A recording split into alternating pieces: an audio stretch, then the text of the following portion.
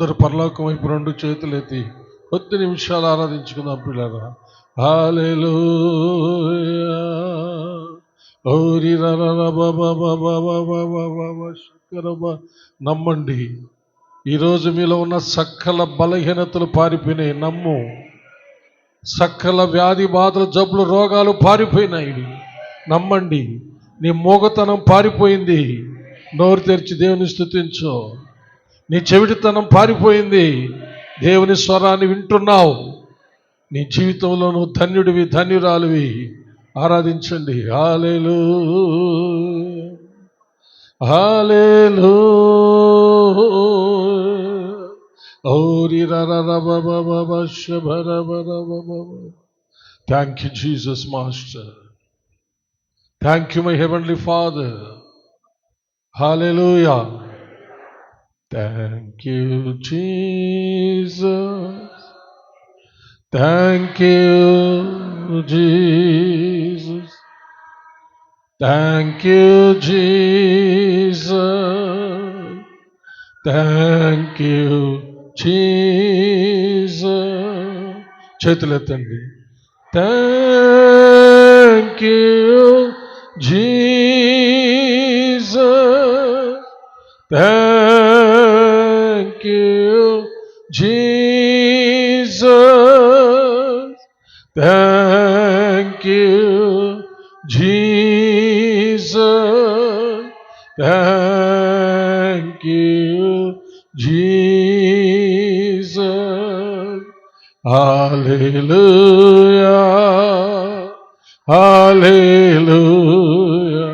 చేతులు ఎత్తలేకపోయినా సరే ఇప్పుడు ఎత్తండి. స్వస్థపరిచే పరిశుద్ధాత్మ సంచరిస్తూ ఉన్నాడు. చేతులు ఎత్తని, మీ చేతులు నొప్పులన్నీ పోతాయి. బాగా పైకి ఎత్తని, పైకి బాగా చేతులు ఎత్తలేకపోయినా సరే ఎత్తడానికి ప్రయత్నించండి. స్వస్థపరిచే దేవుని ఆత్మ సంచరిస్తున్నాడు మన మధ్యలో ఈ ఉదయకాల సమయంలో. నమ్మండి. నమ్మి విశ్వసించి నువ్వేం చేయలేకపోతున్నావు అది చెయ్యి. చేతులు ఎత్తలేకపోతున్నావా? ఎత్తు. నీకు స్వస్థత వస్తుంది. ఇప్పుడే స్వస్థపరిచే దేవుని ఆత్మ సంచరిస్తూ ఉన్నాడు. హల్లెలూయా రబబబబబబ ఓ రరరబబబబ శక్కరబ. Thank you Jesus master. Thank you my heavenly Father Lord Jesus.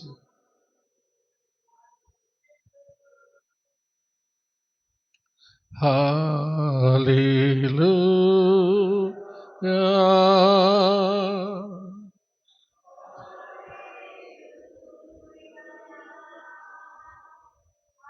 Hallelujah.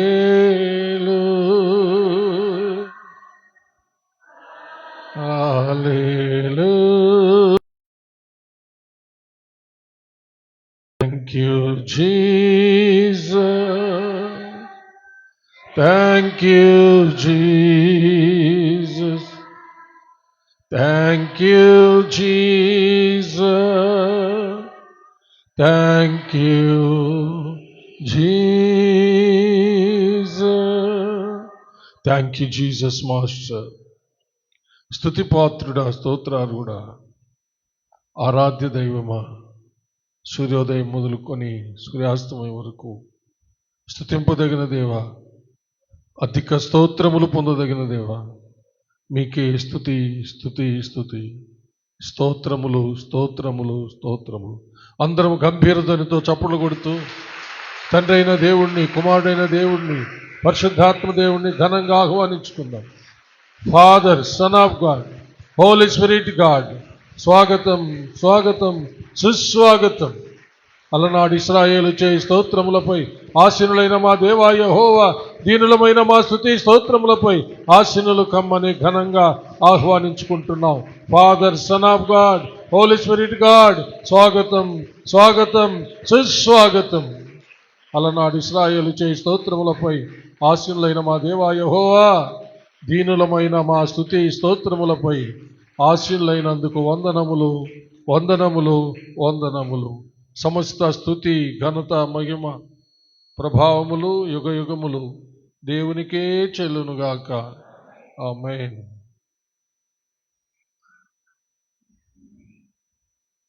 అలాగే నిల్చొని దేవుని యొక్క వాక్య భాగాన్ని చదువుకుందాం.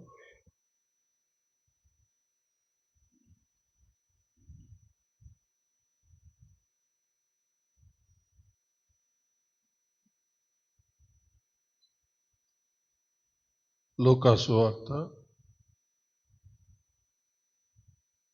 1వ అధ్యాయము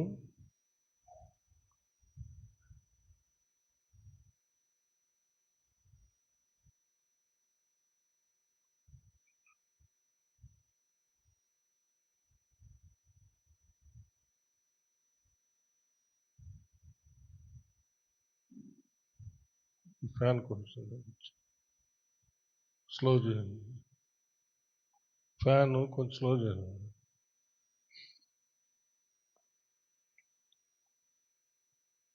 8వ వచనం నుండి 1వ అధ్యాయము 8వ వచనం నుండి చివరి వరకు చదువుకుందాం. జకరియా తన తరగతి క్రమం చొప్పున దేవుని ఎదుట యాజక ధర్మము జరిగించుచుండగా, యాజక మర్యాద చొప్పున ప్రభువు ఆలయములోనికి వెళ్ళి ధూపం వేయుటకు అతనికి వంతు వచ్చెను.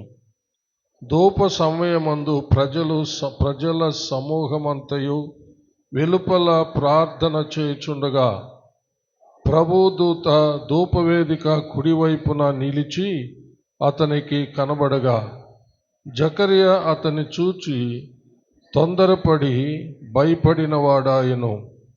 అప్పుడు ఆ దూత అతనితో, జకరియా, భయపడకుము, నీ ప్రార్థన వినబడినది. నీ భార్య అయిన ఎలిజబెతు నీకు కుమారుని కనును. అతనికి యోహాను అను పేరు పెట్టుదువు. అతడు ప్రభు దృష్టికి గొప్పవాడై ద్రాక్షరసమైనను మద్యమైనను త్రాగక, తన తల్లి గర్భమున పుట్టినది మొదలుకొని పరిశుద్ధాత్మతో నిండుకొనిన వాడై ఇశ్రాయేలీలలో అనేకులను ప్రభు అయిన వారి దేవుని వైపునకు త్రిప్పును. మరియు అతడు తండ్రుల హృదయములను పిల్లల తట్టునకును, అవిధేయులను నీతిమంతుల జ్ఞానమును అనుసరించుటకును త్రిప్పి, ప్రభు కొరకు ఆయత్తపడి ఉన్న ప్రజలను సిద్ధపరచుటకై ఏలియా యొక్క ఆత్మయు శక్తియు గలవాడై ఆయనకు ముందుగా వీళ్ళును గనుక నీకు సంతోషమును మహా ఆనందమును కలుగును. అతడు పుట్టినందున అనేకులు సంతోషింతురనెను. జకరియా, ఇది నాకేలాగు తెలియను? నేను ముసలివాడను, నా భార్యయు బహుకాలము గడిచినదని ఆ దూతతో చెప్పుగా, దూత, నేను దేవుని సముఖమందు నిలుచు గబ్రియేలును, నీతో మాట్లాడుటకును ఈ సువర్తమానము నీకు తెలుపుటకును పంపబడి తిని, మరియు నా మాటలు వాటి కాలమందు నెరవేరును. నీవు వాటిని నమ్మలేదు గనుక ఈ సంగతులు జరుగు దినం వరకు నీవు మాట్లాడక మౌనివయిందు అని అతనితో చెప్పెను. ప్రజలు జకర్యా కొరకు కనిపెట్టుచుండి ఆలయమునందు అతడు ఆలస్యం చేసినందుకు ఆశ్చర్యపడిరి. అతడు వెలుపలికి వచ్చినప్పుడు వారితో మాట్లాడలేకపోయినందున ఆలయమునందు అతనికి దర్శనము కలిగినదని వారు గ్రహించిరి. అప్పుడు అతడు వారికి సంజ్ఞలు చేయుచు మూగవాడై ఉండెను. అతడు సేవ చేయు దినములు సంపూర్ణమైనప్పుడు తన ఇంటికి వెళ్ళెను. ఆ దినములైన పిమ్మట అతని భార్య ఎలిజబెతు గర్భవతి అయి, మనుష్యులలో నాకుండిన అవమానమును తీసివేయుటకు నన్ను కటాక్షించిన దినములలో ప్రభు ఇలాగు చేసిననుకొని 5 నెలలు ఇతరుల కంట పడకుండెను. దేవుడు తన పరిశుద్ధ వాక్యమును మన ఆత్మీయ మేళ నిమిత్తమై మన వెనుకలో దీవించునుగాక. ఆమేన్. దయచేసి కూర్చోండి.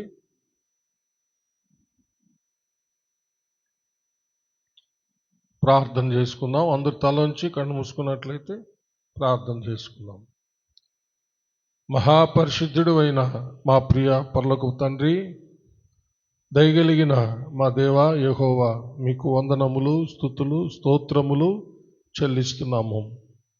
మీ దీనదాసుడునైన నన్ను మీ సిలువ చాటున మరుగు చేసుకుని నాతోనూ మా అందరితోనూ మాట్లాడమని క్రీస్తు పేర వేడుకొంచున్నాము తండ్రి.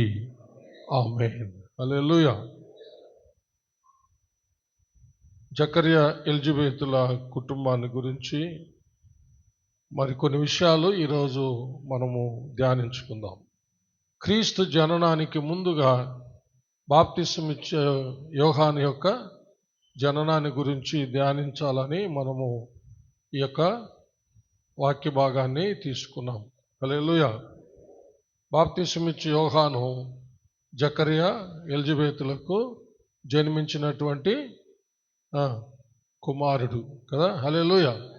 జకరియా ఎలిజబెతుల గురించి పోయిన వారము 2 ప్రాముఖ్యమైన విషయాలు మాత్రమే ధ్యానించాం. ఏమిటవి? జకరియా ఎలిజబెతుల కుటుంబము నీతిమంతుల చెప్పండి, నీతిమంతుల కుటుంబం. మనం కూడా నీతిమంతులుగా తీర్చబడ్డాం మన ప్రభు అయిన యేసుక్రీస్తునందలి విశ్వాస మూలముగా అని మనం తెలుసుకున్నాం. కాబట్టి మనము మన జీవితకాలం అంతా నీతిమంతులుగానే స్థిరపడాలి. హల్లెలూయా. మరలా వేరే అవినీతికి చోటు ఇవ్వకూడదు.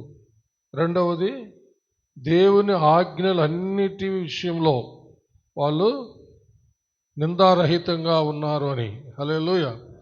అంటే దేవుని యొక్క ఆజ్ఞలు అన్నీ కూడా వాళ్ళు కట్టడలు, ఆజ్ఞలు, నియమాలన్నీ కూడా చక్కగా వాళ్ళు పాటించారన్నమాట, గైకొన్నారు.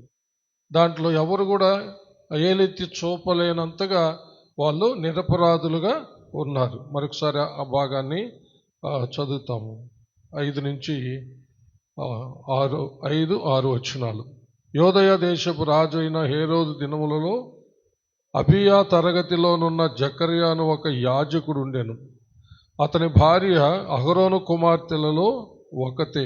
ఆమె పేరు ఎలిజబెత్. వీరిద్దరూ ప్రభు యొక్క సకలమైన ఆజ్ఞల చొప్పునను న్యాయ విధుల చొప్పునను నిరపరాధులుగా నడుచుకొనుచు దేవుని దృష్టికి నీతిమంతులై ఉండిరి. హల్లెలూయా. నిరపరాధులుగా వాళ్ళు నడుచుకున్నారు. మనం కూడా దేవుడు మనకిచ్చినటువంటి కృపను బట్టి, దేవుడు మనకిచ్చినటువంటి ఆత్మ అభిషేకాన్ని బట్టి, దేవుని ఆత్మ మనల్ని నడిపిస్తున్న ప్రకారము మనం కూడా నిందారహితంగా నిరపరాధులుగా మనము జీవించాల. హల్లెలూయా. నేను ఒక మాట మీకు చెప్పాను, ఆనాడే సాధ్యమైతే ఈనాడు ఇంకా ఎక్కువగా సాధ్యం అవ్వాలి కదా అని ఒక మాట మీకు చెప్పాను. ఎందుకంటే ఆనాడు క్రీస్తుకు పూర్వము పరిశుద్ధాత్మ ఆయా కాలాల్లో వచ్చి ఆయా కార్యాలు జరిగించి వెళ్తూ ఉండేవారని, ఇప్పుడైతే మనలోనే నివసిస్తూ ఉన్నాడు, మనతోనే ఉన్నాడు. మన పైన ఒక గొప్ప మహిమ ప్రభావాలతో శక్తితో ఆయన లోకమంతటా కమ్ముకొని ఉన్నాడని చెప్పి మనం నేర్చుకున్నాం. హల్లెలూయా. కాబట్టి ఇప్పుడు ఇంకా ఎంతో ఎక్కువగా మనము ఉండగలుగుతాం. హల్లెలూయా. పరిశుద్ధాత్మ అభిషేకం ద్వారా అది సాధ్యమని తెలుసుకున్నాం. హల్లెలూయా. ఈరోజు మరొక కొన్ని విషయాలు వీలైతే ఆ కుటుంబాన్ని గురించి అన్ని చకచక చెప్పడానికి ప్రయత్నిస్తాను. మూడవది ఏమిటంటే, దేవుడు ఏర్పరచుకున్నటువంటి యాజక కుటుంబం. మూడవది ఏంటంటే వాళ్ళు ఎవరు? దేవుడు ఏర్పరచుకున్నటువంటి యాజకుల కుటుంబం అన్నమాట. హల్లెలూయా. యాజకుల కుటుంబం అనగానే ఒక విషయం మనకు గుర్తు రావాలా? చెప్పండి. అంటే మనము అన్వయించుకోవడానికి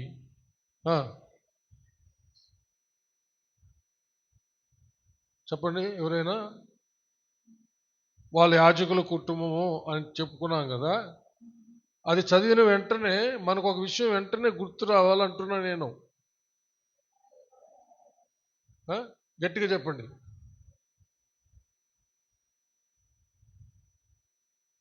చెప్పమ్మా, చెప్పండి ఎవరైనా. మనం కూడా చెప్పడానికి ఏమి, మనం కూడా రాజులైన యాజక కుటుంబం, మనం కూడా ఏర్పరచబడిన వాళ్ళమే. ఎన్నిసార్లు చెప్పుకుంటున్నాం, అది అట్లే హృదయంలో ఉండాలి. హృదయంలో ఉంటే కదా దేవుని వాక్యం హృదయంలో నిలవడం లేదని అర్థం. మీరు చెప్పలేకపోతున్నారంటే అంటే వింటున్నారు కానీ దాన్ని హృదయంలో నాటుకునేంతగా నెమరు వేయడం లేదు. చూడండి, పేతురు రాసిన మొదటి పత్రిక 2వ అధ్యాయము 9వ వచనం చదవండి. ఒక మైక్ తీసుకోండి ఎవరైనా చదివే వాళ్ళు. అయితే మీరు చీకటిలో నుండి ఆశ్చర్యకరమైన తన వెలుగులోనికి మిమ్మును పిలిచిన వాని గుణాతిశయములను ప్రచురము చేయు నిమిత్తము ఏర్పరచబడిన వంశమును, రాజులైన యాజక సమూహమును, పరిశుద్ధ జనమును, దేవుని సొత్తైన ప్రజలునై ఉన్నారు. ఇది మర్చిపోతే మనము ఎవరమో గుర్తు లేకపోతే మనము ఏమేమో చేసేస్తాం అంతే. ఏమేమో అంటే చేయకూడదన్నీ చేస్తాం. ఈ లోకంలో చేయకూడనివన్నీ చేసి కూర్చుంటాం. మరలా పాప ఊపిలోకి పడిపోతాం. మనం ఎవరమో తెలిస్తే మనము ఏం చేస్తామో, మనము ఏం చేయాలో మనకు అర్థమవుతుంది కదా. హల్లెలూయా. కాబట్టి ఎవరంట మనం ఈ లోకంలో నుంచి దేవుడు వేరు చేసుకున్నాడంట. హల్లెలూయా. ఏం చేశాడు దేవుడు? ఈ లోకంలో నుంచి మనల్ని వేరు చేసుకొని ఏర్పరచుకున్నాడు. కాబట్టి ఇంకా మనము అలాంటి వాళ్ళమని ఎంతమంది గుర్తుపెట్టుకో ఉంటారో వాళ్ళు ఏం చేయగలుగుతారు చెప్పండి? ఇప్పుడు నేను చెప్పిన ప్రకారం లోకానుసారంగా జీవించరు. అవునా? చెప్పండి. మనం ఎవరమే లోకంలో నుంచి వేరు చేయబడ్డాం అనేది నీకు గుర్తుంటే, నీ ఇంట్లో గుర్తున్నప్పుడు, నీవు స్కూల్కి వెళ్ళినప్పుడు గుర్తున్నప్పుడు, కాలేజీకి వెళ్ళినప్పుడు గుర్తున్నప్పుడు, మీ పనుల దగ్గర, మీ ఉద్యోగ స్థలాల్లో గుర్తున్నప్పుడు, పొలాలకు వెళ్ళినప్పుడు ఎవరెవరు ఏమేమి చేస్తున్నారు, ఏ ఏ బిజినెస్ చేస్తున్నారో, ఏ ఉద్యోగాలు చేస్తున్నారు, ఏ స్థలాల్లో చేస్తున్నారు, ఎంతెంత దూర దూర ప్రాంతాల్లో చేస్తున్నారు. నీవు నేను మనము లోకములో నుంచి వేరైన జనాంగం, దేవుడు మనల్ని తన కొరకు ఏర్పరచుకున్నాడు అని గుర్తుంటే నీవు ఈ లోకానుసారంగా నీ మీదకి వచ్చే ఏ ఒత్తిడికి కూడా నువ్వు గురిగావు. ఒత్తిడి రాదని నేను చెప్పను, ఒత్తిడి వస్తుంది, పోరాటం వస్తుంది. అయినా నీవు వాటికి అంగీకరించు. ఎందుకంటే నువ్వు ఎవరో గుర్తుంటే. నేను ఇంకా స్పష్టంగా చెబుతాను, ఒక మాట అర్థమయ్యేదానికి. ఒక స్త్రీకి తనకు ఒక భర్త ఉన్నాడని గుర్తుంటే తన జీవితంలో ఎప్పుడు వ్యభిచారం చేయలేదు. అలాగే ఒక పురుషుడికి తనకు ఒక కట్టుకున్న భార్య ఉందని తెలిస్తే, గుర్తుంటే, ఎక్కడికి పోయినా వాడు తన భార్యకు ద్రోహం చేయలేడు. అది అన్నమాట నేను చెప్పేది. అర్థమైందా? ఇప్పుడు అర్థమైందా? ఆమెనన్నా చెప్పండి. ఇంక వివరంగా చెప్పినా కూడా మీరు ఉలకలు పలకపోతే ఎట్లా? ఆ వాక్యం హృదయంలో వాక్యం ఉండడం లేదు. అదేవిధంగా యేసుక్రీస్తు యొక్క రక్తము ద్వారా మనం కొనబడి ఆయన సొత్తై ఉన్నాము, పరిశుద్ధ జనమై ఉన్నామని గుర్తుంటే, హల్లెలూయా, నువ్వు లోకంలో ఎక్కడున్నా సరే యేసయ్యకు ద్రోహం చేయు. నువ్వు ఆయనే మన యజమానుడు. చప్పలు కొట్టి దేవుని మహింపండి. ఆయనే మన ప్రియుడు, ఆయనే మన వరుడు. హల్లెలూయా. ఆయనే మనలను ప్రదానం చేసుకొని పోయి ఉన్నాడు. మనము ఆయన దానము. ఆమెను చెప్పడమా? ఉలకరు పలకరు ఏం చేస్తున్నాడు? బెత్తం ఎత్తుకోవాలి కట్టి సార్ బెత్తం ఎత్తుకొని వచ్చి కొట్టినట్టుగా మనము ఆయన వారం. మనం హల్లెలూయా. పవిత్రురాలైన కన్యక క్రీస్తు కొరకు ఇవన్నీ గుర్తుంటే నీవు ఈ లోకంలో ఒక్క స్టెప్ కూడా రాంగ్గా నువ్వు వేయవు. నువ్వు ఎవరి దానివో, నువ్వు ఎవరి వాడువో తెలిస్తే, హల్లెలూయా, నీవు వాళ్ళ కోసమే బ్రతుకుతావు, వాళ్ళనే ఘనపరుస్తావు, వాళ్ళనే మహింపరుస్తావు. ఇప్పుడు మీరు చాలామంది ఆరాధన మెసేజ్లో లేరు. పరలోకంలో దేవుని మహిమ ఎంత గొప్పగా ఉందో, ఆయన సన్నిధిలో ఉన్నటువంటి ఆ 24 పెద్దలు, ఆ శరాపులు, కెరూబులు, పరలోక సైన్య సమూహం అంతా ఎలా ఆయనను ఘనపరుస్తుందో, మహింపరుస్తుందో, సమస్త స్తుతి ఘనత మహిమ ప్రభావాలన్నీ ఆయనకే ఆరోపిస్తూ ఆయన ఇచ్చిన కిరీటాలన్నీ ఆయన పాదాల చెంతే పెట్టి ఆయన మహింపరుస్తున్నారని తెలిస్తే నీ జీవితంలో, నా జీవితంలో, మన జీవితంలో హల్లెలూయా మన సమస్తం ఆయనకే సమర్పిస్తాం కదా, చప్పలు కొట్టి దేవుణ్ణి మహిమపరుస్తాం. మన సమస్తము ఆయనకే సమర్పిస్తాం. చప్పలు కొట్టి దేవుణ్ణి మహిమపరుస్తాం. హల్లెలూయా, హల్లెలూయా. దేవునికి మహిమ కలుగును గాక. హల్లెలూయా. నా జీవం నీ కృపలో దీతివే, నా జీవం నీ కృపలో దాచితివే, కాలమంతా ప్రభువా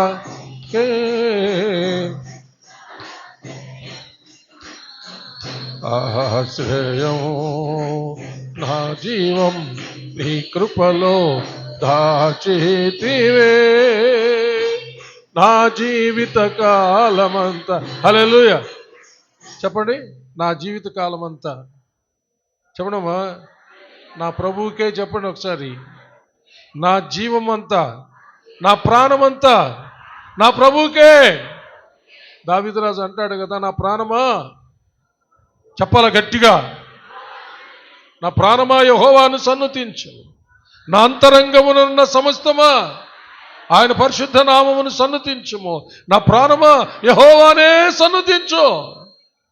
ఆయన చేసిన ఉపకారాలు దేన్ని మరవకూడదండి.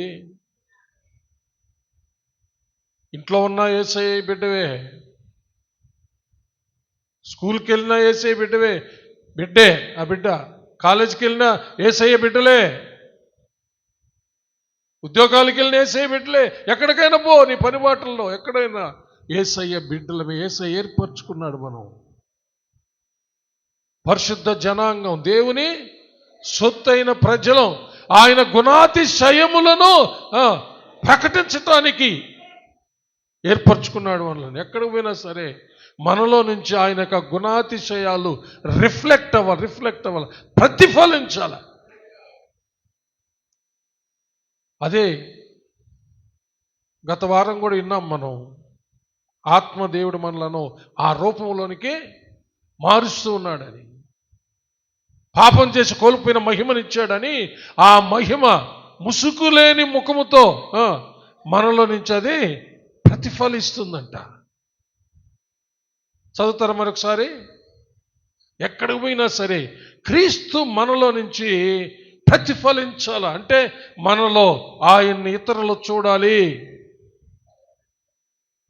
మనలో ఆయన మహిమ, ఆయన ప్రభావం, ఆయన గుణాతిశయాలు, ఆయన తేజో మహిమ, ఆయన వెలుగు మనలో నుంచి ప్రతిఫలించాలి. అవి ఇతరుల మీద పడాల, ఇతరులు చూడగలగాల. కొరింథీయులకు రాసిన 2వ పత్రిక 3వ అధ్యాయం 18వ వచనం, మనమందరమును ముసుక్కు లేని ముఖముతో, చూడండి, ప్రభు యొక్క మహిమను అద్దము వలె ప్రతిఫలింపచేయచ్చు. మహిమ నుండి అధిక మహిమను పొందుచు ప్రభు యొక్క ఆత్మచేత ఆ పోలికగానే మార్చబడుచున్నాము. హల్లెలూయా. చప్పలు కొట్టి దేవుని మహిమపడతాం. Praise the Lord. హల్లెలూయా. క్రీస్తు యొక్క పోలికలోనికి మార్చబడుతున్న నీవు నేను ఎక్కడున్న క్రీస్తునే మనలో అనేకులు చూడగలిగేటట్టుగా మనము జీవించాలి. అలా ఉన్నామని గుర్తుపెట్టుకోవాలి. నీలో ఒక త్రాగుబోతనాన్ని చూపించడానికి కాదు, నీలో ఒక వ్యభిచారపు ఆత్మను చూపించడానికి కాదు, నీలో ఒక పగ, కక్ష, ద్వేషము, కుళ్ళులు, కుట్రలు, అసూయ, ద్వేషాలు కనపరచడానికి కాదు.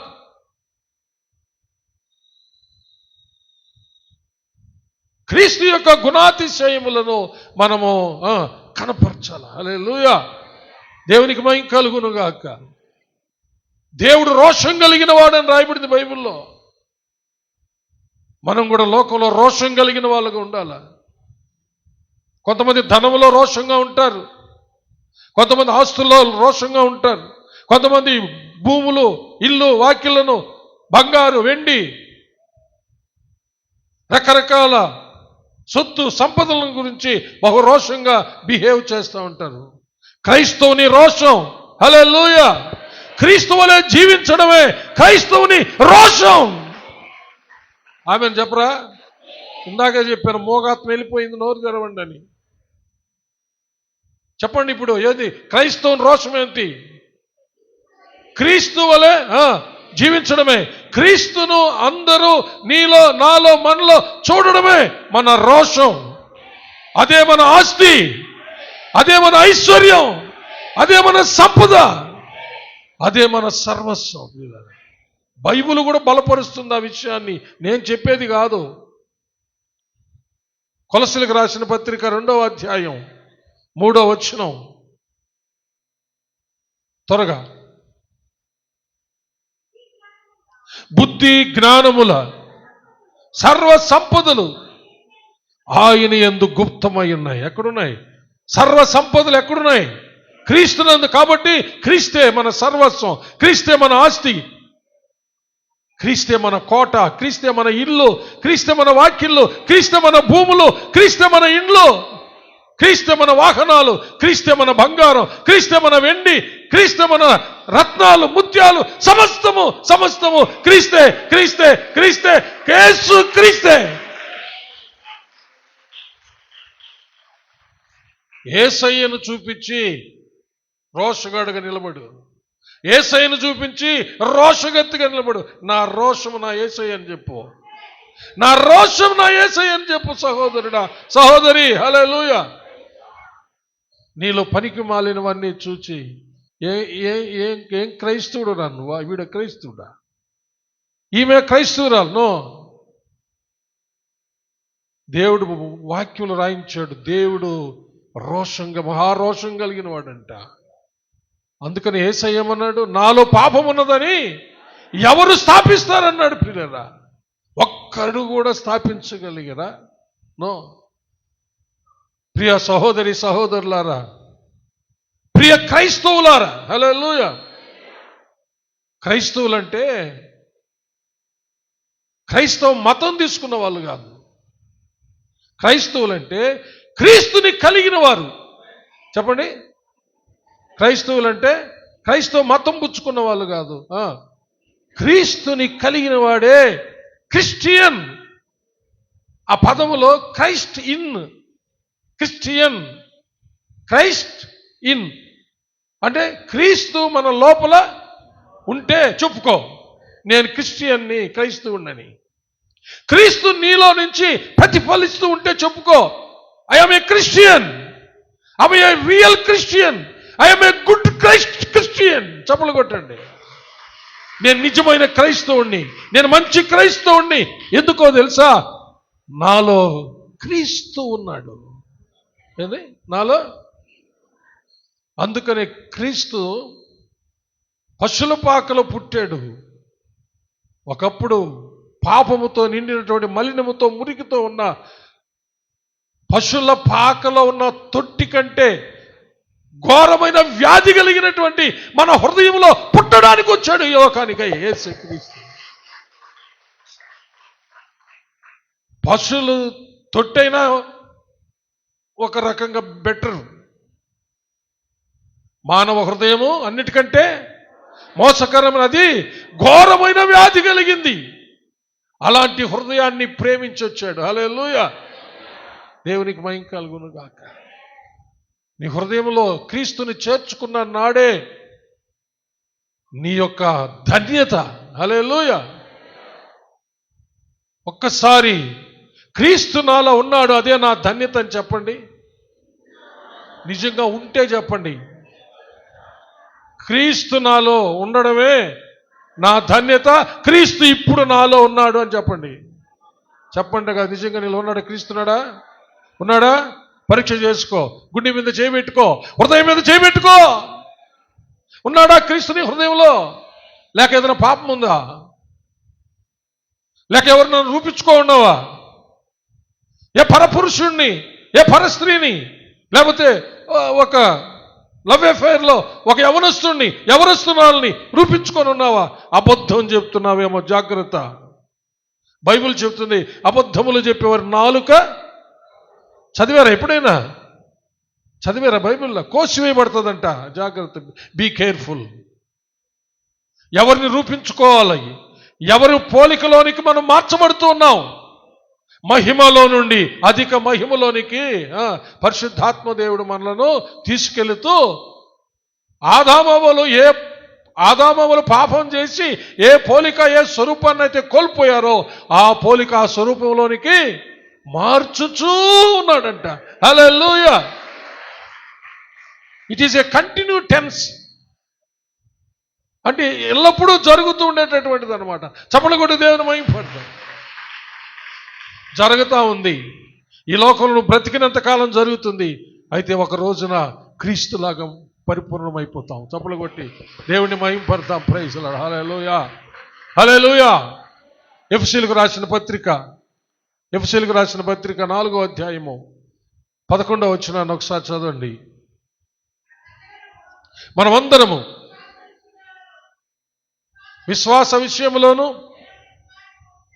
దేవుని కుమారుని గూర్చిన జ్ఞాన విషయంలోను ఏకత్వం పొంది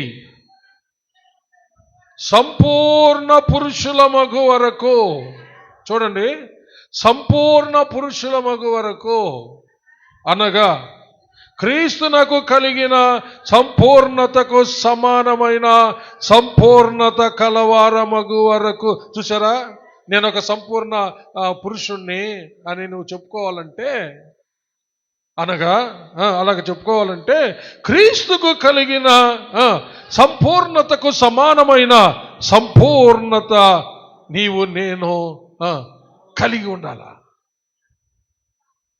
క్రీస్తు యేసును కలిగిన సంపూర్ణతకు సమానమైన సంపూర్ణత మనం అందరం కలిగి ఉండాలి. హల్లెలూయా. అర్థమైందా? అది అయితే ఆ పని దేవుడు జరిగిస్తున్నాడంట. చూడండి, ఆయన ఇలాగూ క్రీస్తుకు కలిగిన సంపూర్ణతకు సమానమైన సంపూర్ణత కలవారమగు వరకు ఆయన ఇలాగు నియమించెను. పరిశుద్ధులు సంపూర్ణులగునట్లు క్రీస్తు శరీరము క్షేమాభివృద్ధి చెందుటకును పరిచర్య ధర్మము జరుగుటకును ఆయన కొందరిని అపోస్తులను గాను, కొందరిని ప్రవక్తలను గాను, కొందరిని సువార్తికులు గాను, కొందరిని కాపరులు గాను, ఉపదేశకులను గాను నియమించెను. చప్పలు కొట్టి దేవుని మహిమపరచు.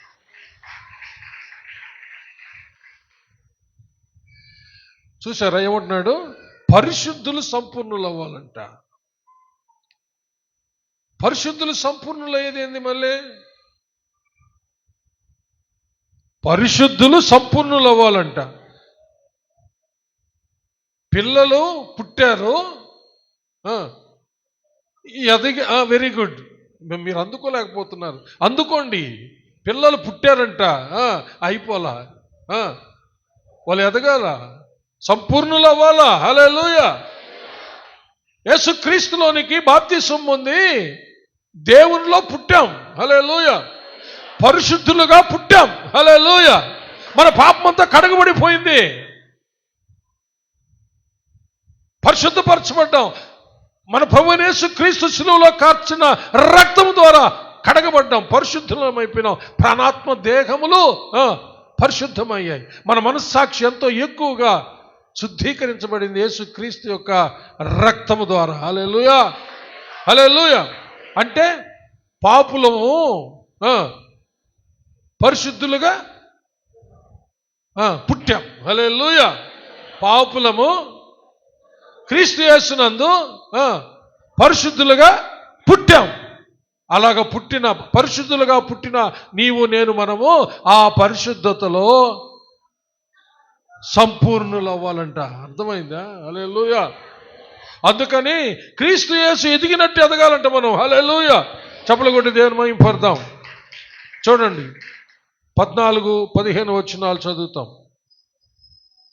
అందువలన మనం ఇక మీదట పసిపిల్లలమై ఉండి మనుష్యుల మాయోపాయముల చేత వంచనతోనూ తప్పు మార్గమునకు లాగు కుయుక్తితోనూ గాలికి కొట్టుకొని పోవున్నట్లు కల్పింపబడిన ప్రతి ఉపదేశమునకు ఇటు అటు కొట్టుకొని పోవచ్చు అలల చేత ఎరగగొట్టబడిన వారమైనట్లు ఉండక ప్రేమ కలిగి సత్యము చెప్పుచు క్రీస్తు వలె ఉండుటకు మనం అన్ని విషయములలో ఎదుగుదుము.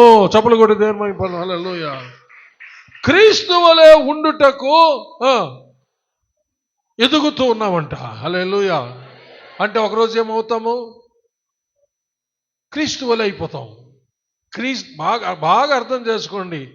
నేనేం పెద్ద పెద్ద లాంగ్వేజ్లో మాట్లాడటంలా. క్రీస్తు వలె ఉండుటకు ఎదుగుతున్నామన్నానా?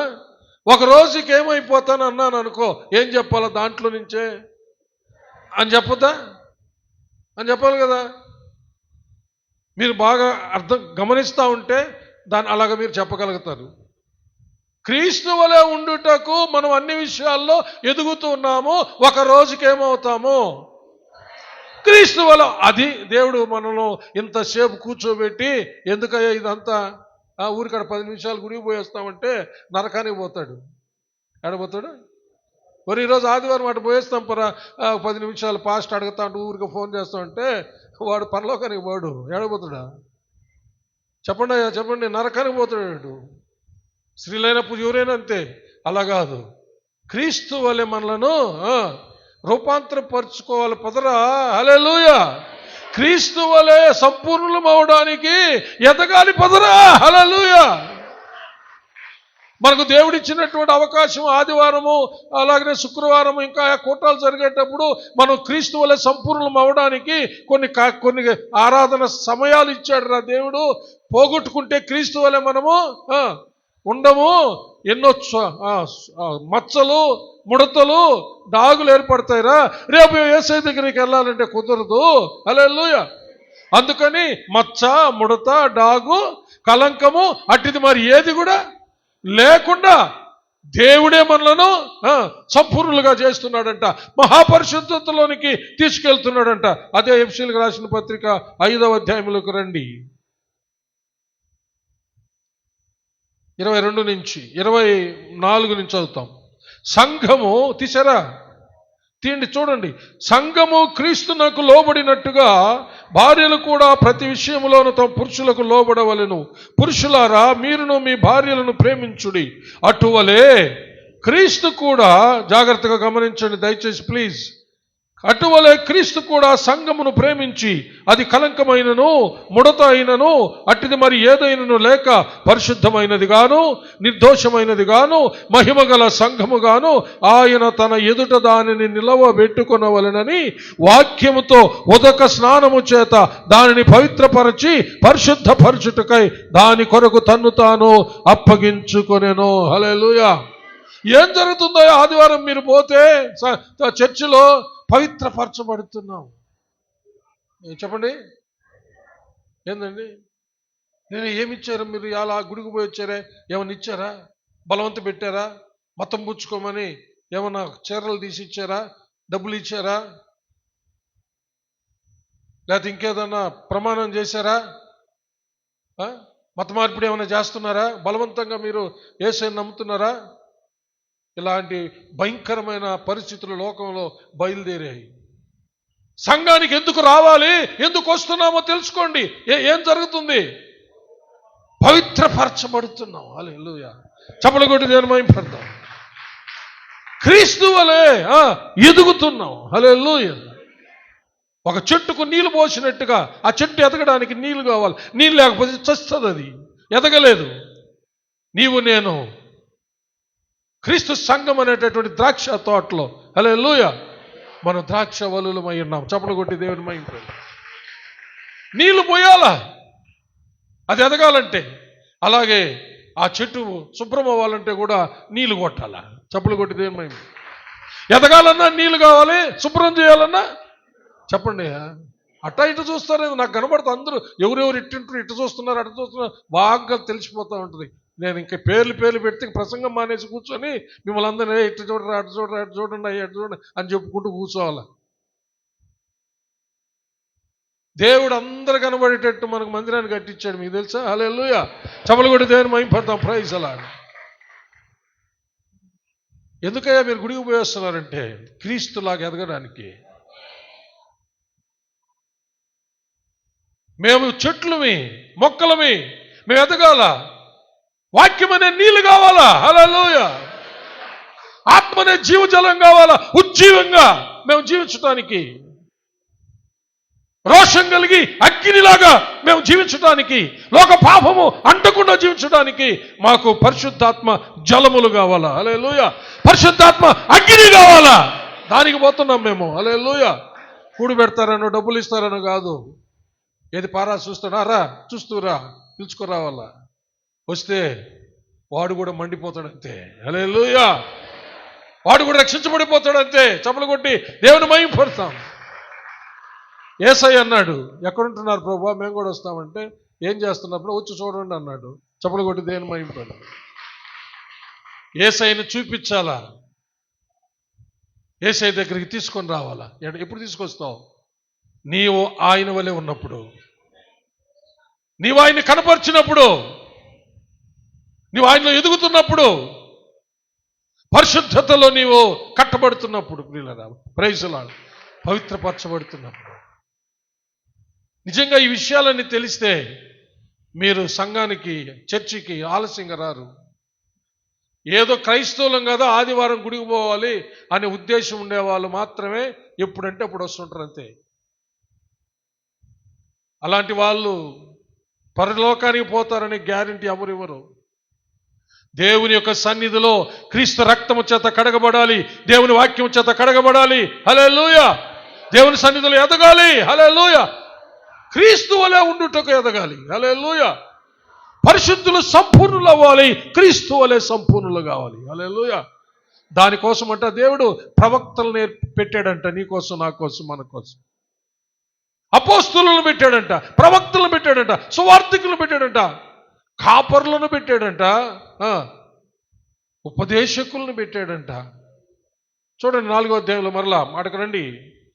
మనము క్రీస్తు యేసు సంపూర్ణతకు సమానమైన సంపూర్ణం గలవాలగుటకు మనకు క్రీస్తు యొక్క స్వరూపంలోనికి మనల్ని మార్చడానికి పరిశుద్ధాత్మ దేవుడు ఆయన చేతి పనిమిట్లుగా, ఆయన నోటి బోరలుగా పరిశుద్ధాత్మ దేవుడు ఎవరెవరిని ఏర్పరచుకొని వాళ్ళ ద్వారా మాట్లాడుతూ, వాళ్ళ ద్వారా సమస్తం జరిగిస్తూ ఏం చేస్తున్నాడో చూడండి. హల్లెలూయా. పరిశుద్ధులు సంపూర్ణులగునట్లు 13వ వచనం, 4:13. పరిశుద్ధులు సంపూర్ణులగునట్లు క్రీస్తు శరీరము క్షేమాభివృద్ధి చెందుటకును పరిచర్య ధర్మము జరుగుటకును ఆయన కొందరిని అపోస్తులుగాను, కొందరిని ప్రవక్తలను గాను, కొందరిని సువార్థికులను గాను, కొందరిని కాపరులను గాను, ఉపదేశకులను గాను నియమించెను. హల్లెలూయా. వీళ్ళ యొక్క అండర్లో, వీళ్ళ యొక్క పర్యవేక్షణలో, హల్లెలూయా, వీళ్ళ ద్వారా నీవు పిల్ల చేష్టాలు మాని ఆత్మలో అంతకంతకు ఎదగాలండి. ఇంకా అనేక మందిలో పిల్ల చేష్టాలు ఉన్నాయంట. పిల్లలు చేస్తారే పోకిరి పనులు, అలాగా ఈ క్రైస్తవ జీవితంలో ఇంకా అనేక మంది పిల్ల చేష్టాలు చేస్తున్నారంట. అందుకని ఏమంటున్నాడు అంటే పిల్ల చేష్టాలు మానమంటున్నాడు. 14వ వచనం, అందువలన,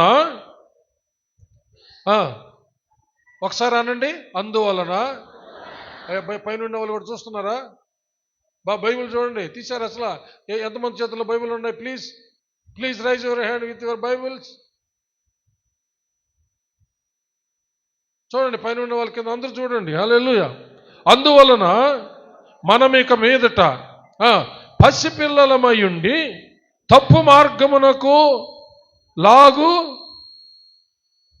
కుయుక్తితోనూ, పసిపిల్లలమై ఉండి మనుష్యుల మాయోపాయముల చేత వంచనతోను తప్పు మార్గమునకు లాగు కుయుక్తితోను గాలికి కొట్టుకొని పోవునట్లు కల్పింపబడిన ప్రతి ఉపదేశమునకు ఇటు అటు కొట్టుకొని పోవచ్చు అలల చేత ఎగరగొట్టబడిన వారమైనట్లు ఉండక. చూసారా ఇలాగ అంటే ఇప్పుడు అనేక మంది ఎలా ఉన్నారంటే పసిపిల్లలై ఈ యొక్క తప్పుడు బోధలన్నిటికీ, నానా విధాల బోధలకు లొంగిపోతున్నారంట, మాయోపాయాల్లో పడిపోతున్నారంట. వాళ్ళు ఎవరు? ఎదగని వాళ్ళు, క్రీస్తులో ఎదగని వాళ్ళు, ఇంకా పసిపిల్లల్లాగానే ఉండి ఎవరు చెప్తే వాళ్ళ వెంట పోతూ ఉన్నారన్నమాట. అందుకని చూడండి, చక్కగా నేను క్లుప్తంగా చెప్తాను. మనుషుల మాయోపాయాల చేత వంచబడుతున్నారంట.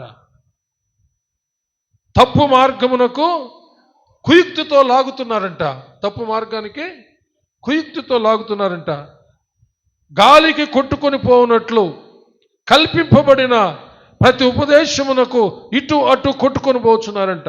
గాలికి కల్పింపబడిన కల్పన ఉపదేశాలు, కల్పింపబడిన బోధలు, కల్పన కథలు, అంటే బైబిల్ వాక్యం కాదు. వాళ్ళు ఏదో కథలు చెప్పి నవ్వించి కవ్వించి భ్రమపరిచి ఇలాంటి వాళ్ళల్లో భ్రమపడిపోతున్నారన్నమాట. అలాంటి మోసకరమైనవి జరుగుతూ వాటికి కొట్టుకొని పోతున్నారు. వాళ్ళు ఎలా ఉన్నారంటే అలల చేత ఎగరగొట్టబడిన వారుగా అయిపోతున్నారంట. అలల చేత ఒక్కొక్క అలోచి కొడతా ఉంది వాళ్ళని. పిల్లలు కాబట్టి వాళ్ళు కొట్టుకొని పోతున్నారు వాళ్ళలో. అందుకని ఏమంటున్నారంటే మనము ఇంకా పసిపిల్లల్లాగుంటే అలాగే అందరి చేత మోసపోయి మాయోపాయాల్లో పడి గాలికి అటు ఇటు కొట్టుకుంటూ ఉంటాము. సముద్రపు అలలు వచ్చి కొట్టినట్టు కొట్టుకొని పోతాము వాళ్ళ యొక్క ఉద్ధృతికి. కాబట్టి అలా ఉండకూడదు. హల్లెలూయా. మనం ఎదగాలి. హల్లెలూయా. దేంట్లో ఎదగాలి? ప్రేమ కలిగి, అంటే ప్రేమలో ఎదగాలి. సత్యము చెప్పుతూ సత్యములో ఎదగాలి. క్రీస్తు వలె ఉండుటకు మనము అన్ని విషయములలో ఎదుగుదము. హల్లెలూయా. చప్పలు కొట్టి దేవుని మహిమపడతాం. అర్థం చేసుకుంటున్నారా? హల్లెలూయా. ఆ విధంగా మనము ఒక సంపూర్ణమైన సిద్ధి పొందాలి. ప్రియమైన దేవుని బిడ్డలారా, హల్లెలూయా. ఆనాడు జకర్యా ఎలిజబెతులు ఒక యాజక కుటుంబంలో ఉండి వాళ్ళల్లో కూడా ఇంత పరిపక్వత కలిగిన వాళ్ళైనప్పటికీ విశ్వాస విషయంలో జకర్యా బలహీనుడైనట్టుగా వ్రాయబడింది. దానిని నెక్స్ట్ వీక్ మాట్లాడుకుంటాం అవకాశం ఉంటే. అందరూ లేచి మన జీవితాలు ఒకసారి సరి చేసుకుందాం. అందరూ లేచి నిలబడండి.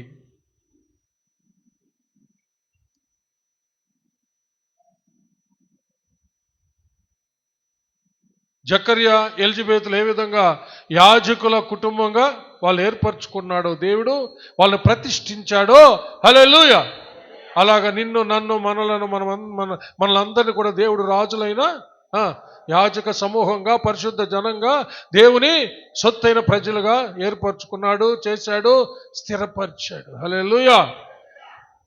ఎక్కడికి వెళ్ళిన ఆయన గుణాతిశయాల్ని కనపరుస్తూనే ఉండాలి తప్ప, ఆయన వల్ల రోషంగా ఉండాలి తప్ప ప్రియులరా ఏకలోక సంబంధమైన వాళ్ళుగా ఉండకూడదు. పిల్లలను పోలి అటు ఇటు గాలికి ఈ గాలికి కొట్టుకొని పోతున్నట్టుగా ఉండకూడదు. క్రీస్తులో ఎదిగి క్రీస్తు వలె ఉండుటకు ఎదుగుతున్నామని రాయబడిన ప్రకారం ఆయనలో ఇంకా ఎదగాలి. ఇంకా పిల్ల చేష్టాలు చేస్తూ పిల్లవాడివిగా పిల్లదానివిగా ఉన్నావా?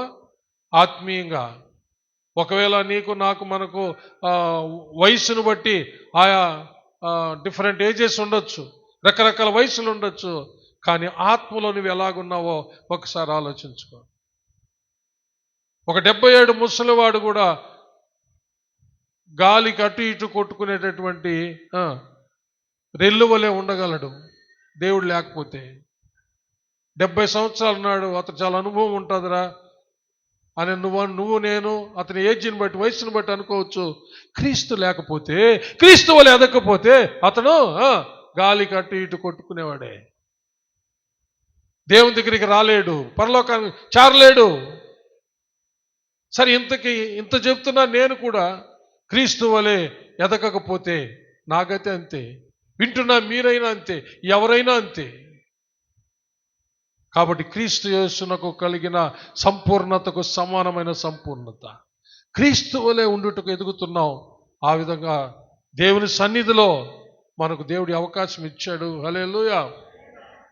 సంఘం ఇచ్చాడు, కాపర్నిచ్చాడు. హల్లెలూయా. ఇంకా సువార్తికులను ఇచ్చాడు, ప్రవక్తలను ఇచ్చాడు. హల్లెలూయా. ఎందుకయ్యా అంటే అపోస్తలులను ఇచ్చాడు. ఎందుకంటే మనం అందరము క్రీస్తు యేసు సంపూర్ణతకు సమానమైన సంపూర్ణత గలవారం అవటానికి వాళ్ళని పరలోక ప్రతినిధులుగా ఏర్పరిచి మనలను మచ్చ చెప్పండి, ముడత, డాగు, కలంకం వంటిది ఏది లేకుండా చేయడానికి, రేపు దేవుని ఎదుట మనము పరిశుద్ధంగా నిలబడడానికి సంఘము దేవుడు ఏర్పాటు చేశాడు. హల్లెలూయా. సంఘానికి శిరస్సు మన ప్రభు అయిన యేసుక్రీస్తు. ఆయనే సమస్తము చూస్తూ ఉన్నాడు, మాట్లాడుతున్నాడు. ఆయన వలె మారకపోతే నీ జీవితంలో నువ్వు పరలోకానికి ఎన్ని సంవత్సరాలైనా సరే, 70 సంవత్సరాలు బతుకుతావో, 80 సంవత్సరాలు బతుకుతావో, ఇంకా ఎన్ని సంవత్సరాలు బతుకుతావో, క్రీస్తు వలె కనుక మారకపోతే నీ గమ్యం నరకమే. క్రీస్తు వలె నువ్వు ఏ వయసులోనైనా ఉన్నావో, ఏ వయసులో ఉన్నావో క్రీస్తు వలె మారితే పరలోకం. ప్రార్థన చేసుకుందాం. హల్లెలూయా. Praise the Lord. రోషం తెచ్చుకోండి పిల్లలు, రోషం తెచ్చుకోండి. ప్రభు కొరకు రోషం కలిగిన వాళ్ళుగా మనలో ప్రభువును చూడాలా. మన ఆస్తిగా, మన భూములుగా, మన ఇల్లు వాకిళ్ళుగా, మన వస్తు వాహనాలుగా మనం సంపాదించింది ఏది కాదు పిల్లరా. మన సొత్తు, మన స్వాస్థ్యం, మన సర్వస్వం మన ప్రభు అయినటువంటి యేసుక్రీస్తే. ఆయన్ని కనపరచాలి, ఆయన్ని అనేకులు నీలో చూడాలి. అదే నీ గొప్పతనం. యాజ్ ఎ క్రిస్టియన్గా క్రీస్తుని కలిగి, క్రీస్తుని నీలో అనేకులు చూడగలిగితే అదే నీ యొక్క ఘనత, నీ గొప్ప, నీ మహిమ.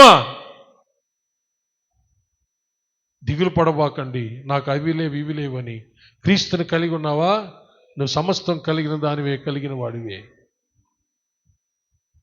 రేపు నీ ఆస్తి నీ వెంట రాదు, నీ భూములు నీ వెంట రావు, నీ ఇల్లు వాక్యులు నీ వెంట రావు, నీ బంగారు, నీ వెండి, నీ రత్నాలు, ముత్యాలు నువ్వు సంపాదించుకున్నవి ఏవి కూడా నీ వెంట రావు. ఆఖరికి పిల్లరా, నీవు ఎవరినైతే కట్టుకున్నావో, నీ కట్టుకున్నది నీతో రాదు, నీ కట్టుకున్నవాడు నీతో రాడు, నువ్వు కన్న బిడ్డలు నీతో రారు. ఆఖరికి నువ్వు చచ్చిపోతే నీ చెవులో ఒక పోగుంటే చెవు కోసేసి ఆ బంగారు పోగు కూడా తీసేసుకుంటారు. ఏముండీరు నీ దేహం మీద? అది మానవ బ్రతుకు. అయితే క్రీస్తుని హల్లెలూయా నీవు ధరించుకొని నీవు ఆయన్ని వలె పరిపూర్ణుడు అయితే, సంపూర్ణురాలు అయితే నీ వెంట నీ ప్రభు వస్తాడు. నీ వెంట క్రీస్తు వలె నీవు చేసిన క్రియలు వస్తాయి. దానిని బట్టి ప్రతిఫలం ఇస్తాడు దేవుడు, కిరీటాలు ఇస్తాడు దేవుడు, ఆయన దూతలు ఎదుట ఘనపరుస్తాడు దేవుడు.